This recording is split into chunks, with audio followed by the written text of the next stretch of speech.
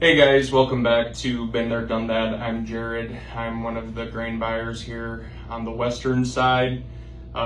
Just kind of checking in. We're going to go over the WASDE report, kind of look at the USDA in a snapshot. Overall, pretty bearish, pretty disappointing. I think a lot of guys were kind of hoping for a little bit more of a friendlier report. We just didn't see that materialize.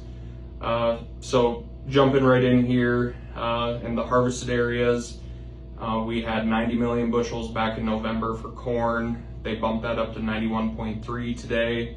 For beans, it was 80.3. Today it was 80.4. Yield in bushels per acre.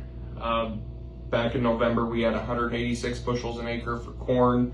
They bumped that up today to 186.5. Made a pretty significant difference. If you haven't got the seasonal bug yet, this report definitely made you sick to your stomach. Then we were pretty even on beans. Back in November it was 53. Today it was unchanged at 53 bushels an acre. For production, back in November it was 16 billion bushels of corn. Today they bumped that to 17 billion bushels. And for beans, we were at 4.25. They bumped that up a little bit to 4.26 today. For our carryout in billion bushels, we were hoping we'd get under that 2 billion bushel carryout, and we went higher. We had in December 2.2 billion, and today we had 2.22 billion. And then for beans, we were at 0.29, and today we were at 0.35.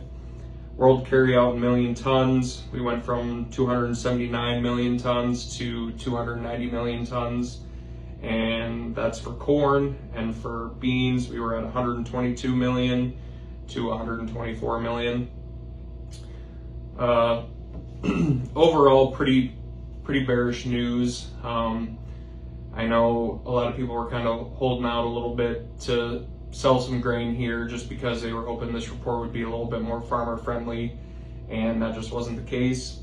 So moving forward, looking at what your options are, some bonus flexes, that's where you're selling the call and then gaining some of that premium on the front end, and getting a little closer to what our prices were this morning pre-report.